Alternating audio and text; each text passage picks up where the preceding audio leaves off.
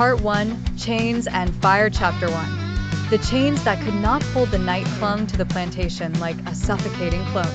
Cicadas hummed, restless, as if even the smallest creatures felt the unease that shrouded the fields. A boy crouched beneath the shadow of a half-rotted beam, the bark rough and splintering against his palms. His name was Charles, though he had learned not to expect it from the men who owned him. By day he labored in the sweltering fields, shoulders burning under sun, and whip alike. By night, he listened to stories passed from one weary back to another, stories of men who vanished into the woods and were never seen again, except in rumors of the north where no master waited. He wondered what freedom smelled like. Was it different from the cotton dust clogging his throat, or the sour stink of sweat and iron? He held on to the question like a secret compass, pointing him toward a place he had never seen. Chapter 2. Freedom's first step. The road north was not paved. It was mud, stone, and fear. Yet when Charles stepped onto Ohio soil, the air struck him like a different language.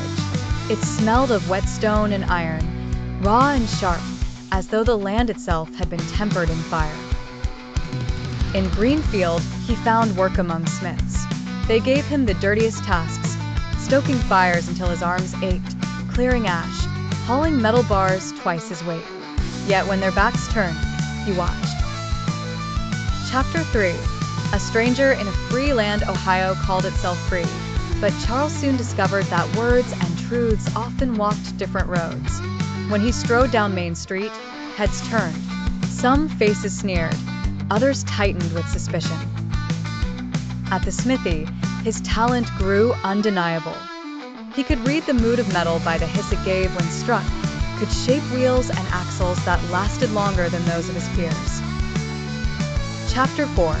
Sparks of Destiny. The blacksmith's hammer became an extension of his own will. He swung not merely for coin, but for a vision he could scarcely name.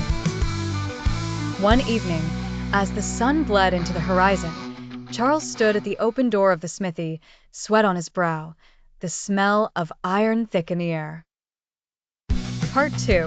Building Dreams in Iron. Chapter 5. The leap of faith. The morning light cut through the smithy windows like sharpened glass, glinting on iron dust and polished wood. Charles Richard Patterson stood in the center of the workshop, hands blackened with soot, heart hammering like the pistons of a carriage wheel. Chapter 6. Family Legacy forged. Charles walked among his workers, his sons trailing close behind. Each step, each glance, each instruction carried meaning. In the evenings, Charles would sit with them by the hearth, hands still blackened from work, and tell stories of the North, of the men and women who had vanished into freedom, and of the fires that had shaped him. Chapter 7. The Carriage King of Greenfield. The streets of Greenfield were quiet that morning, but the yard of Patterson's workshop hummed with life. Wheels spun, hammers rang, saws sang. Charles walked the floor, inspecting each carriage, speaking with each worker. His voice was calm, authoritative, patient, and precise.